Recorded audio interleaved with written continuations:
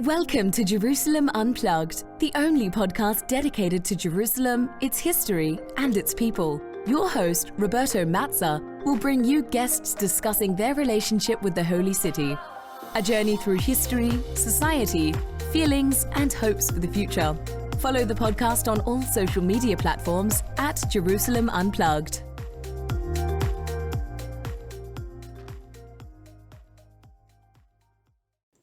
Welcome to Jerusalem Unplugged, the podcast dedicated to Jerusalem, its people, and its history. Today it's a great pleasure to host Professor Kimberly Katz. She's teaching at Towson University, and she published a very important book about the hardly known Jordanian Jerusalem. The book Jordanian Jerusalem, Holy Places and National Spaces was published early in 2005 and still remains one of the very few works dedicated to that period of time. Professor Katz also published, more recently, A Young Palestinian's Diary, 1941-1945, The Life of Sammy Amr. From Hebron, Sammy also lived some of his years in Jerusalem. Kimberly, welcome. Thank you very much for having me today. The only and first question that I ask all of my guests is, what is your Jerusalem? In other words, what is the connection? What is your connection to the city? So my connection really is, it's a research home for me. I don't want to say that I don't have great friends or colleagues, people I've known for 25 or more years at this point. That's certainly true. People are very generous and welcoming and offer great meals and great conversation. There's amazing places to visit and to see and to learn about. All of that's certainly true. But for me, Jerusalem has been a place of research, a place of learning. And I think that it, really started when I was doing my master's thesis research in the first part of the 1990s. Sort of recognizing that there really wasn't much written about the Jordanian period in Jerusalem. You can walk around the city and hear things about different historical time periods and different rulers and buildings that date back to particular rulers, but you don't hear anybody really talking about the Jordanian period in the city. So already as I was doing my master's and studying Arabic and, kind of getting a little bit familiar with the city, it occurred to me that there really wasn't anything, at least in English, that would sort of open up this time period. And in general, there does seem to be much less written about Jerusalem and the West Bank under Jordanian rule, in English for sure. There are some works in Arabic, but generally speaking, I think that there continues to be a dearth in this area. So I made this my research home so that I could learn more about it. Very interesting. And we're going back to talk about the question of why there are no works dedicated to Jordanian Jerusalem. But if I can bug your memory, what do you remember of Jerusalem in the 1990s? At a personal level, how did you feel going around the city in that particular period of time? That I think is an interesting period of time. Part of me wishes I might have actually kept a diary now that, in the decade after that, all of a sudden diaries became, much more helpful in trying to understand the city and Palestine and Palestinian lives and whatnot. And there are lots of people who have written about that time period, particularly diplomats who had worked on, the Oslo process and the Declaration of Principles and whatnot. So, we have those kind of elite writings on that time period, but I actually remember the beginning of it, as a period of hope. 1993, the Declaration of Principles were, and the Oslo Accords were signed in Washington, and there was the coming elections for Palestinians in the West Bank, whether or not Jerusalemites were going to be able to participate in this. There seemed to be some hope in all of this, that this was actually going to lead to some kind of meaningful peace. Obviously, there were people on both sides who opposed this, and those people who opposed it, sort of, as is often the case, become very vocal, partly through their voices, but partly through their violence. And violence did become, sort of changed its shape, I think, in the 1990s. So there was this sort of hope matched with opposition to what was actually happening. And I think the opponents, not being one to condone violence, I think the opponents recognized something that, that other people or the hopeful people didn't want to recognize, which is that the process didn't unfold fairly. It didn't unfold with the kind of fairness in the backing, right? The United States had not ensured itself as an honest broker, and there's been a lot of writings on that since that time. But as a result of that, and the U.S., of course, was just playing its continual role of not being an honest broker for decades. But to sort of bring the parties to this very hopeful moment, right, when Israelis and Palestinians had reached an agreement that they signed, in the White House lawn, and all of that seemed very optimistic to a lot of people, I think, to not at that moment, sort of step up and ensure that a fair process unfolded, or that Israel abide by its commitments to withdraw at certain moments, right? I mean, Israel held the upper hand and continued to do so, and the United States continued to back that. And that, so the opponents, maybe their opposition was not exactly to that particular issue, but nevertheless, I think they would have a case to make for unfairness and that the process didn't unfold as it might have been able to. So, it was both that decade, I think, was both hopeful. There was a lot of interest. There was a lot of people working, diplomats and aid workers, and all sorts of things happening. It seemed like the place to invest. Palestinians were returning in larger numbers into the West Bank. I mean, Palestine was going to be built up. And, I think by 2000, September 2000, when Ariel Sharon went up to the Temple Mount, and Israel's internal politics affected how, things were going to unfold over the next decade. It looked like all of that effort and all, people's hopes that there might be something positive out of this, all of this was, starting to dissipate. And that, of course, was unfortunate. Yeah, looking back, it feels like that decade is so far away given what happened next. And yet it was only 30 years ago. So Right. Really things have been shaped in many different ways. Right. I was wondering, looking at your work about holy places and Jordanian Jerusalem, in general, we open books, we read the narratives.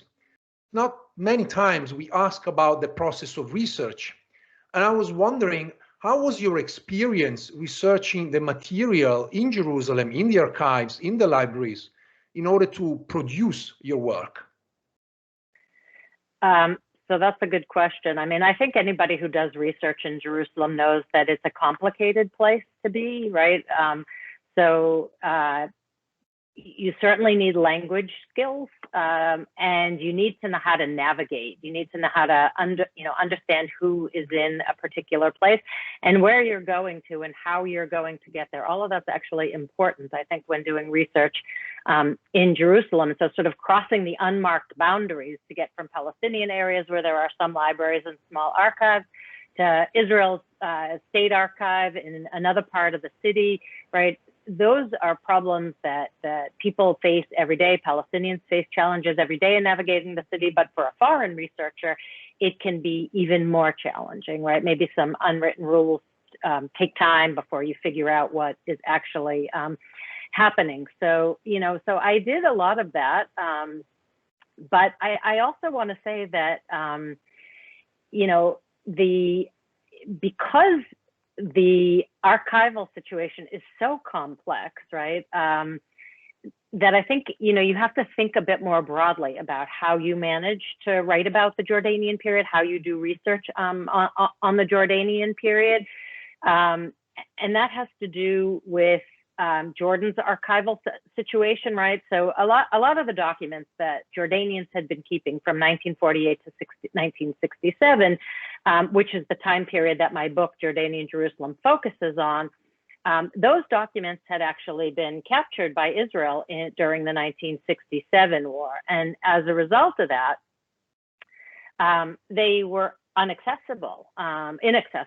So, Israel kind of collected these documents and made them part of their own Israel state archives. And there's a whole host of politics around archival records. Incidentally, there was recently, you probably remember this, Roberto, an article in the 2016 Jerusalem Quarterly. Musa Bouderi wrote about this this issue of scholars gaining access to the sources that particularly relate back to this time period of the Jordanian documents and what happened to the Jordanian documents. And of course, Israel also captured the records of the Egyptian administered Gaza Strip at that point. And I think that what we probably don't know is the extent of the records that were lost to Jordan as a country and to Jordanian and Palestinian history as a result. We also don't know what kind of restrictions Jordan might have placed on such materials, but because those documents never made it into the Jordanian National Archives, we'll never know. Some Israeli scholars, as Musa Bouderi outlined, and something that I had encountered along the way in doing the research for this, reading the books, as you mentioned, there are a number of Israeli scholars who have been able to use those documents, Israelis who served, who were both scholars and served the state in some way, whether in the military or in a civilian context. And so I think the first big book on focusing on the 1948 to 1967 period, he limited it to 1949 to 1967, was Amnon Cohen's book on political parties in the West Bank under the Jordanian regime. So he, had been one of these people, scholar. He argues very much that his book is a scholarly book, and I think that it is, but he also had access to materials that later scholars, non-Israeli scholars, didn't have. And he's not alone. There were a number of scholars from, Avi Plaskov, who wrote a lot about Palestinian refugees in the West Bank, Shaul Mishal, who wrote a lot about this particular period, right? So Israelis have been able to rely on historical records that others have not been able to rely on, including Jordanian scholars, right, whose government was sort of responsible for that material, and Palestinians as well, about whom or who were living in and may have been in the offices, staffing the offices in which that archival material, what would become archival material, right, the documentary evidence at the time, would have had little access to that material. So there is scholarship by Israelis in English about this time period, not specifically focusing on Jerusalem, right? I think that you're right in noting that my book is alone or very lonely in being a book that focuses specifically, and a monograph-length work that focuses specifically on the Jordanian period in Jerusalem. But there is other work that addresses it. There, of course, has been some writing by Arab scholars on the time period, but again, not specifically just on Jerusalem. So a short book published by Passia in 1993 on the Jerusalem municipality, generally speaking, which includes a section on Jordan, but it, again, is not the Jordanian period in Jerusalem. It's Jerusalem, and Jordan played a particular role. Jerusalem-born Hazem Nusseibeh wrote a book on the contemporary political history of Jordan in Arabic that focused on the 1952 to 1967 period. And again, it doesn't focus specifically on Jerusalem, but it does include, that is his birth city, and that factors into his analysis. And sort of incidentally, I hope to delve a little bit more deeply into Dr. Nusseibeh's writings, including his 2009 memoir, which that came out 4 years after my book was published. But his 2009 memoir is titled Jerusalemites, A Living Memory, where he gives his kind of long view on his birth city, but he also includes things that are of interest to my current research. He discusses in it, not in such a long form, but again, he briefly mentions that he was the chairman of the Jordanian delegation to the Mixed Armistice Commissions in the early 1950s. And so that may give me some cause to rethink a little bit about what I wrote in my 2005 book. But it may also be helpful for my current research, which deals with issues of border crossings in the early 1950s. And so the Mixed Armistice Commission that he served as the head of the Jordanian delegation to the commission, he was involved in. I recently also had reason to meet Dr. Nusseibeh again in Amman in 2019. I had initially met him during my dissertation research in the late 1990s. He's a much older man now, so the opportunity to really speak to him, we were both attending a lecture, the same lecture, And so I took the opportunity to just greet him and say hello and thank him for his work and for meeting with me earlier on. I had hoped to ask him a little bit more about this issue of the Mixed Armistice Commission. He referred me to Jordanian Ministries, which is, I probably should not have bothered him at that point in his life. He was a very kind man, and so I thanked him for his help and all. But I think to get at your overall question, I think you were sort of leading in this direction about why more people have not done research in the Jordanian period, just really has to focus on this issue of access to sources. Now, of course, some of that also has to do with who's interested in going to Jordan or Jerusalem, right? Jordan, of course, became a place that was more and more accessible and attractive to researchers, maybe more attractive because it was more accessible over the past decade since the start of the Arab uprisings in 2011, where countries such as Syria and Egypt became much harder to travel to and harder to live in and spend long periods of time there. And so, I have spent time in Jordan over the past 10 years as well. And what seems to be the case is not that people are studying Jordan and its role in Jerusalem and the West Bank more, but they're studying what happens to Jordan as a result of conflicts and problems elsewhere. So, people in different disciplines, whether they're economists or anthropologists or whatnot, they're studying the refugee issue in Jordan anew. So not Palestinian refugees in Jordan and the Jordanian West Bank, but Syrian refugees, right, as a result of the Syrian uprising. Of course, people are also studying Jordan's history and traditions and politics through arts, bread politics, urban issues, gender, and of course, Jordan attracts a lot of scholars working on archaeology. But I think there's only one book, one scholar, Elena Corbett, whose work relates a lot to my 2005 book. She published a book in 2014 called Competitive Archaeology in Jordan, with a subtitle narrating identity from the Ottomans to the Hashemites.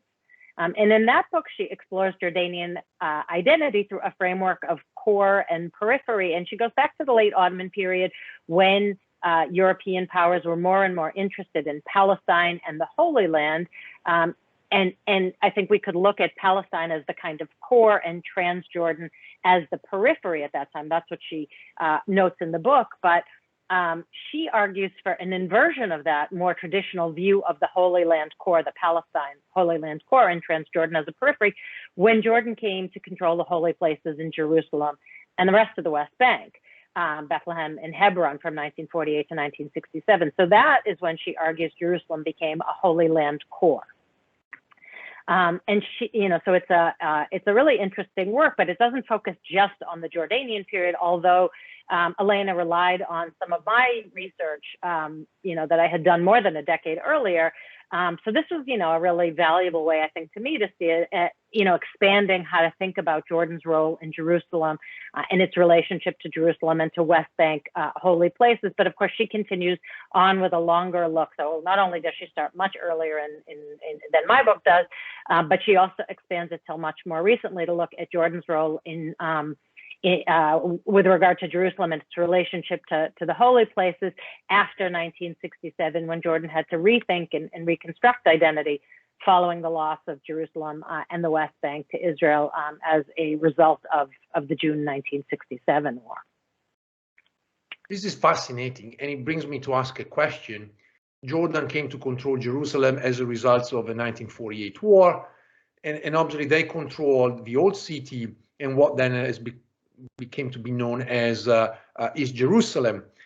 And you mentioned the question of your holy places is central to Jordanian sort of legitimacy to control, Palestine in general, but certainly Jerusalem.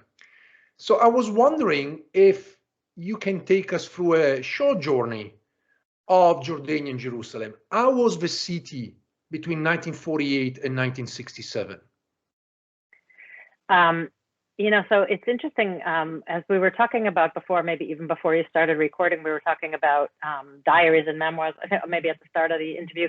And it's interesting that wasn't a focus of my research because that wasn't sort of in vogue in scholarship at the time. There were not, they were not yet, these diaries that have kind of come to light were not yet published. And so we didn't exactly know. I did talk to individuals, right? I mean, Hazem Nusseibeh was one of them. The link between my first book and my second book came as a result of doing research with an individual kind of usual or unusual story for how one finds one's next research project on an airplane. I met an older Palestinian whose family was living in Jordan. And he heard me speaking Arabic on the plane, and we ended up talking about my research and what I was doing. And he had some material from the 1948 to 1967 period of the kind of material that was available for me to use. So on the one hand, I mentioned that the archives were particularly challenging, maybe even difficult. So I had to rely on a variety of other kinds of sources. And so while diaries were not yet, I think, so much on the radar of PhD students in the late 1990s, I was able to find a lot of things, a lot of visual sources. And so visual sources combined with some, British archival materials, with some newspaper archival sources. And then I think in some of the venues in which I was able to, or ways of representing Jerusalem, right? So that included things like postage stamps and revenue stamps. And it included tourism, of course, but it also included pilgrimages, papal pilgrimages in particular. It included renovations of holy places. That those kinds of materials seem to be a little bit more accessible. So I remember, and again, now I have to say that most of my research for my dissertation, and which became my book, I did in Amman. And so once I kind of recognized that there was a lot of stamps that had images of holy places on them, one can kind of begin to step back and see what institutions are doing to represent the country.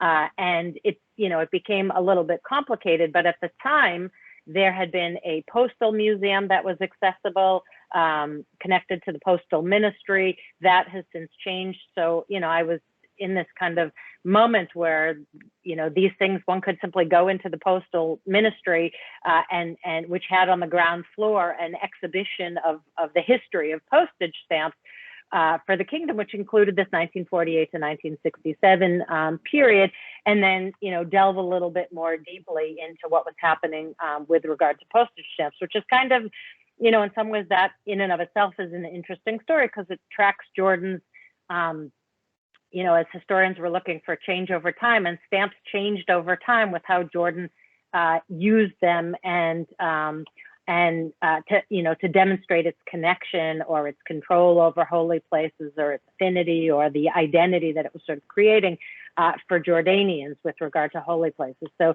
prior to the 1948 war, the Arab League had already issued a resolution that was going to deal with, support for aid to Palestinians, Palestine aid. And so the Jordanians were not alone in issuing, this kind of stamp, but they issued a Palestine aid stamp in 1946 after this resolution passed in the Arab League. And it was supposed to be a stamp series whose revenue, when you buy it, the revenue would then go to help Palestine and Palestinians, dealing with the circumstances at that time.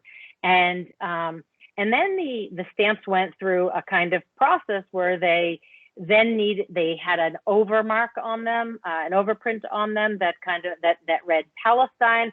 So, there's a sort of deeper connection being made here. And then the aid stamps were sort of recognized to be used for all of Jordan after Jordan had taken control of the West Bank and Jerusalem. Then they were overprinted with something that said waridat, or revenue. And so there's this way of looking at how even just something that seems as simple as a stamp, right, comes to have a lot of different messages over time. And then those stamps ultimately were taken out of circulation. And other pressing concerns came in the few years after the 1948 war had ended, and Jordan came to control the West Bank and the old city of Jerusalem, including all of the holy places. And I do from time to time mention the holy places that appeared on visual representations, whether in Hebron or in Bethlehem, but they weren't the focus of the book. But by 1951, after 1 year earlier, Jordan had legislated the the unification of the West Bank and the East Bank in the Jordanian parliament, with speeches by King Abdullah at the time about the significance of all of this. In 1951, there was again a stamp series that was issued, and I think it's a really beautiful and kind of unusual stamp because it's a map, basically. I mean, it has the Dead Sea and it has the Jordan River.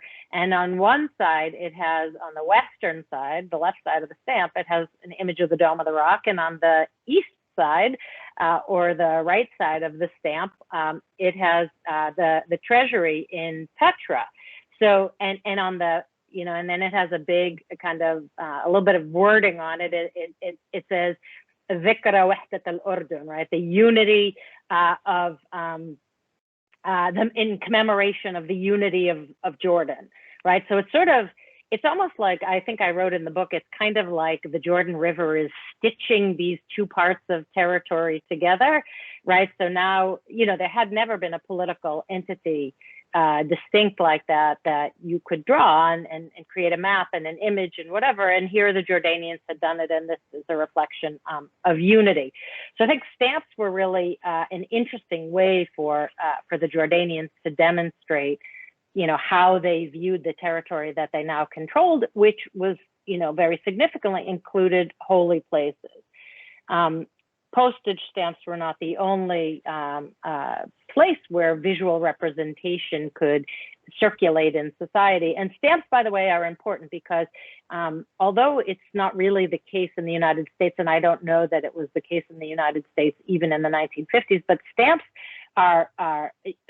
demonstrate purchase of payment for something. So if you paid a tax on something, you might have a stamp to, you know, that needed to be added to a document, right? And so, you know, they circulated not just because you were mailing a letter, right? They circulated in society because it was useful and for administrative purposes. We are taking a short break, and I would like to remind you to follow us on our Facebook page, Jerusalem Unplugged, and to interact with various posts. And if you have suggestions for people that you want me to interview, please get in touch. Also follow us on our Twitter account and Instagram, and subscribe to the podcast. Just click follow or subscribe to the various platforms you are listening to. Thank you for listening. But another area where Jordan could demonstrate its control over holy sites was on banknotes, on money. And, you know, in the very cash-based economy that was Jordan, and that still remains considerably, although arguably I think credit cards or debit cards are now making a stronger showing for good or for bad, right? But banknotes were another way that Jordan could demonstrate its control over holy places. But unlike stamps, which already at the beginning of the 1950s for holy places, for Jerusalem's holy places, it wouldn't be until 1959 that Jordan was able to issue its own banknote series. That was the first one in the post-British Mandate era, right? The British really controlled the issuance of banknotes. And it took until after the assassination of King Abdullah and ultimately the ascension of King Hussein to the throne in 1953, and he weathered a difficult next several years. And it was not until 1959 that a banknote series appeared in which you had an image of two West Bank, sort of Jerusalem West Bank holy places. One was included the Dome of the Rock, and the other included the baptism site in the West Bank. And that in and of itself is kind of interesting, this, you know, this identification of particular sites, right? So in the 1950s here, we see the baptism site in the West Bank, but many decades later, when, you know, after Jordan had lost control over the West Bank and its holy sites, there has been the discovery of a rival baptism site on the East Bank, which eventually gained the recognition and legitimacy of the Pope and other significant Christian religious figures. Right. So, and this is, of course, not the only site that has competition for its ancient legitimacy and its modern validity. There are lots of competing holy sites, but this, I think, is one of the things that, of course, Elena Corbett mentioned in her book later on, that Jordan then later on, had discovered a new archaeological site that connects to Jesus or connects to Christianity through the idea of baptism, and that it now appears in publications and tourism, whatever, in Jordan up until today. So there was and remains a lot of ways of thinking about how Jordan can demonstrate at the time in the 1950s and 60s its control over holy sites.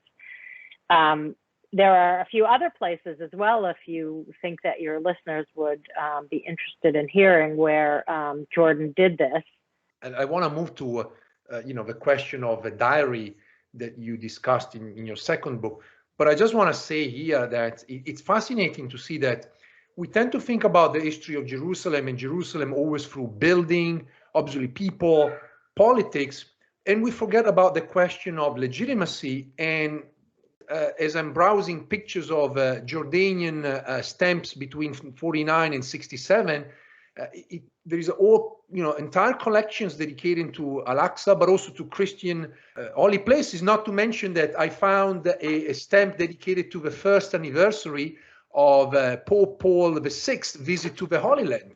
So it's fascinating how Jerusalem attracts also the question of legitimacy through symbolism. Yeah. One thing that I want to notice is that the end of Jordanian rule also coincided with the destruction of the Maghrebi Quarter. And this is a teaser for upcoming podcast where we will investigate the Maghrebi Quarter, the life in the quarter, but also the question of the memory and how it disappeared from essentially both the Jordanian and the Israeli historiography. It looks like once the Maghrebi Quarter was gone in 1967, then no side had an appetite to talk about it.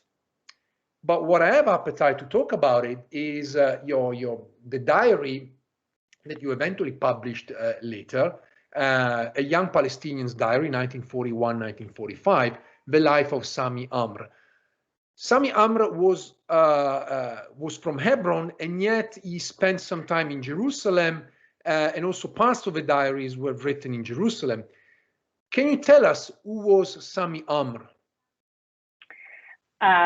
Yeah, thanks for promoting this as well. And it's kind of interesting because, how I got to this book project actually stems from the first book, right? I met Sammy Amr's eldest son, whose name is Samir, Dr. Samir Amr, as I was finishing up some of the research for this particular book on Jordanian Jerusalem. And he had more of the kind of visual artifacts that I was mentioning to you. He had some tourist brochures from the time period, which also, again, Jordan had a program, and I spent some time with the director at the time of the Jordan Tourism Board. His name was Ghalib Barakat. I think he may be deceased at this point. He was fairly old at the time. But, so promoting Jordan touristically through holy places was also pretty significant, and that is something that I do talk about in the book. But when I had met Dr. Samir, and I talked to him about my book project and what I was doing, he said he had some of these tourism brochures, and if I wanted to see him, I should feel free to come to the family home, which I did, right? And that was kind of an entryway. And for years, he just followed my research. He grew up during this time period. But by 1962, he and his family had moved to Amman, to the East Bank. They were living in Hebron, but he grew up during this time period, so he knew something about it, and he had some artifacts. But several years after we had made our initial acquaintance, we had been in touch for a number of years. He mentioned to me that he had his father's diary from the World War II period, and was I interested in working on it? So, of course you're like, wow, this would be great. And so I headed over and, of course, was invited for a delicious lunch of Munzaf to go see the diary. And it was a really wonderful opportunity to meet the family and to see the diary and what the diary was all about. And at the time, of course, I didn't know anything about Sammy Amar himself. I didn't even, I knew the family a little bit. As I mentioned, Samir is a medical doctor, so he, and I would say a very good amateur historian. He's the kind of person you want as a research assistant, because he keeps a lot of material and he holds on to it and he knows a lot about it and he's interested in it and he reads a lot. So he was a great interlocutor for learning more about his father. And I took a look at it and I realized that it had great historic value because we were starting. So he introduced me to the diary in 2004. And we were just starting to see something on diaries come up. More diaries were coming to light. They were starting to be published, right? One can think of Salim Tamari and Assam Nassar's work on Wasif Shohariya, for example.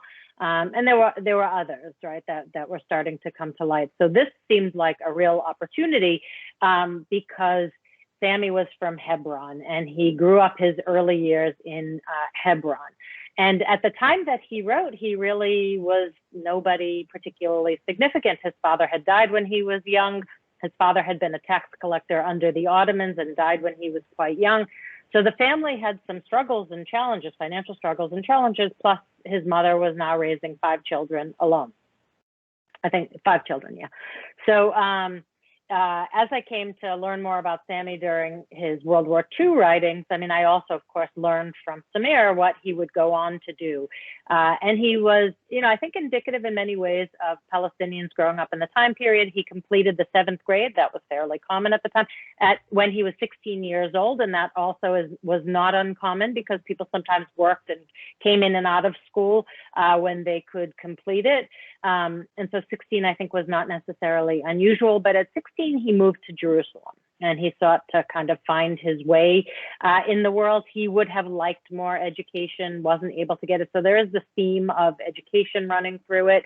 And he would ultimately work for a British office. He worked for something that in Arabic was kind of hard to decipher. It was called Da'irat al-Nafi, and Nafi, of course, has no Arabic root. But it stood for, Arabs had Arabized the English acronym for the Navy, Army, Air Forces Institutes, and they called it Da'irat al-Nafi, the Department of the Nafi. And so he worked for this, was basically the canteen services.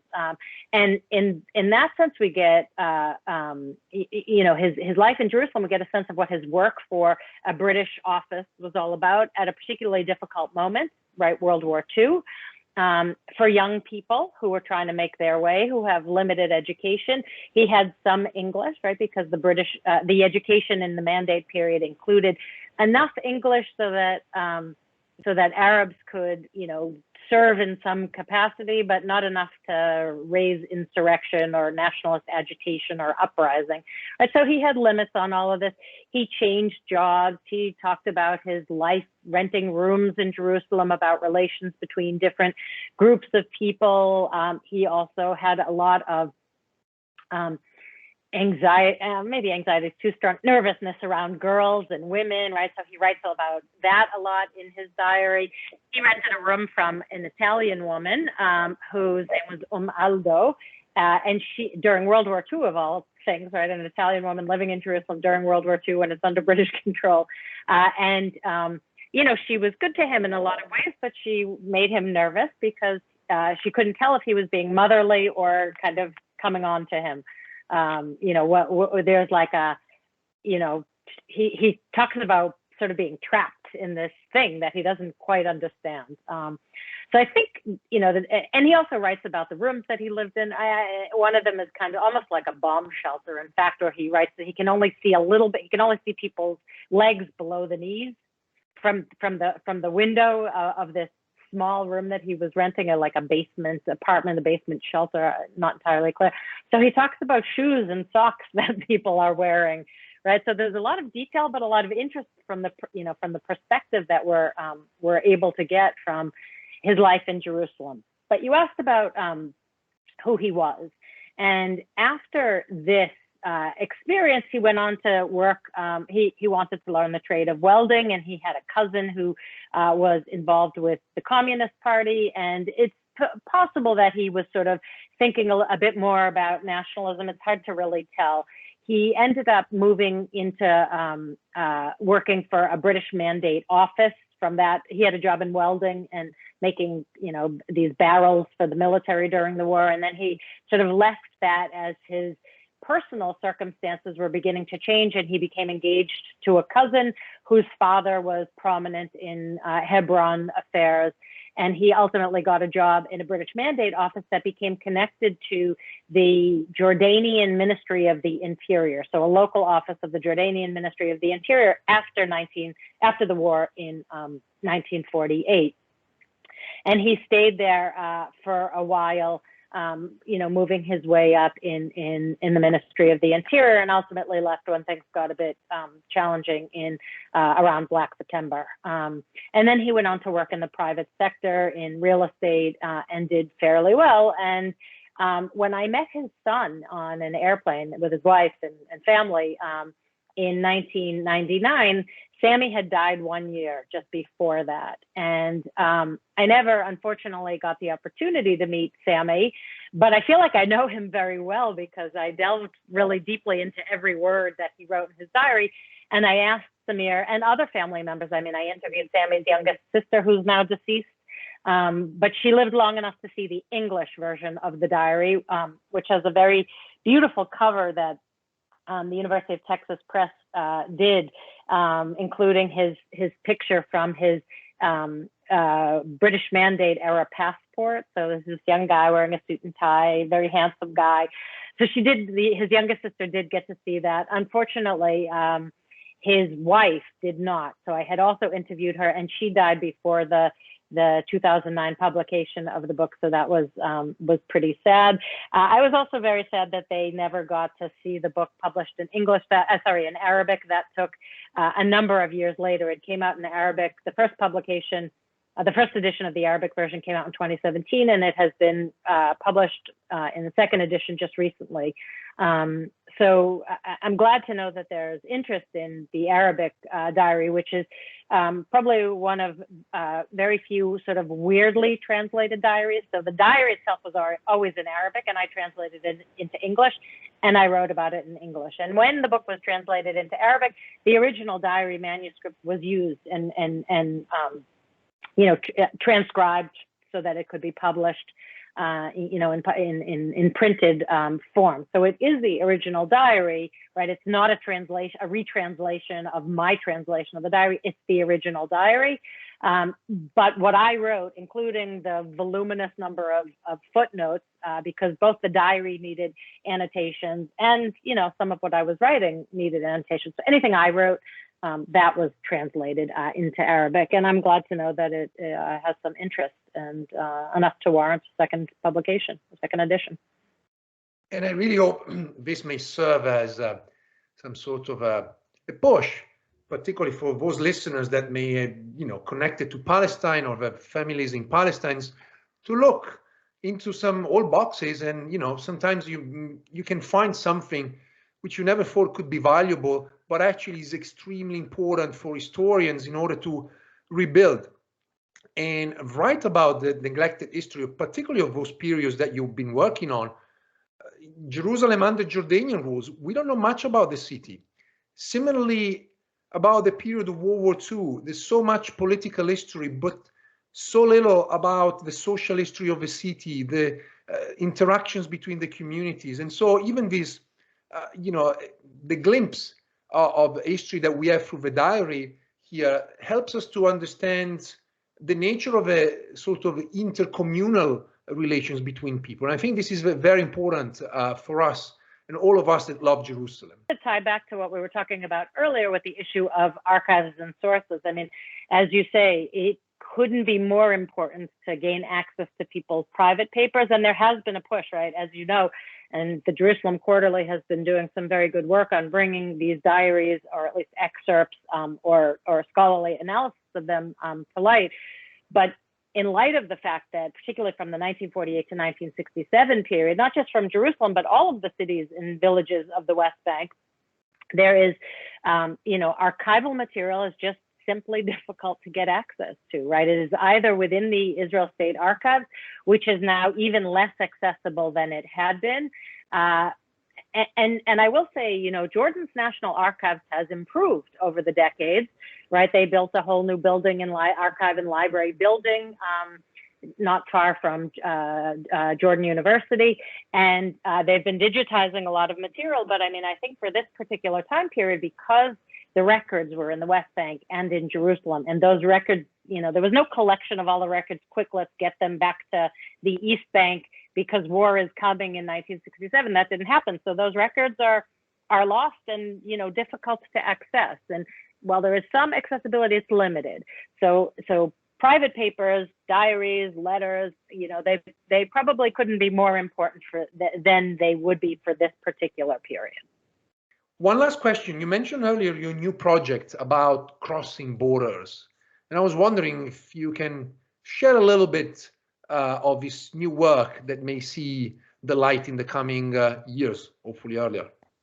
Yeah, I hope so. Yeah, I hope I'm not the only one whose research has been derailed over the last year of the pandemic. But anyway, yeah, I do have some records that deal with border crossings and people who are arrested for those border crossings. And so what I'm trying, and it's actually this is a sort of move into more work on Hebron and the Hebron district, right? So there's this kind of geographical progression of my initial, my first major work, my first book being on Jerusalem, and the connection to that work, right, through Samir Amar, the son of the diarist, whose diary I translated and published. His interest in what I was doing kind of led me to his father's diary, and his father's diary led me to search for things, again, in the Israel State Archives, in the Jordanian National Archives, wherever I could, to find materials. And, another reminder, or, it wasn't that this was new to me, but a reminder that scholarship on Hebron is even less, right, available in English, and not overabundant in Arabic either, or Hebrew, right? I mean, the works that appear tend to focus very much on the holy places in Hebron, but again, not so much on the social history, people's lives, or even their connection to the administrative apparatus in the city, right? So I think, the idea that I can contribute something on what happened to people's lives in this, again, post-1948 period, and their connections to their homes and when they ended up on the Jordanian side of the border. And again, I think border studies is becoming something that scholars of the Middle East, historians of the Middle East, are delving more and more into, right? I would say the last 10 to 15 years, maybe there's been more interest in borders, where I think it had long been the domain of U.S. historians and the southern border and issues around the Southwest in particular. But we're now seeing more of that in a lot of different ways, and I do hope that I'm able to make a contribution in published form at some point soon. Kimberly, thanks a lot for being with us here at Jerusalem Unplugged today. Thank you, Roberto. The pleasure was all mine.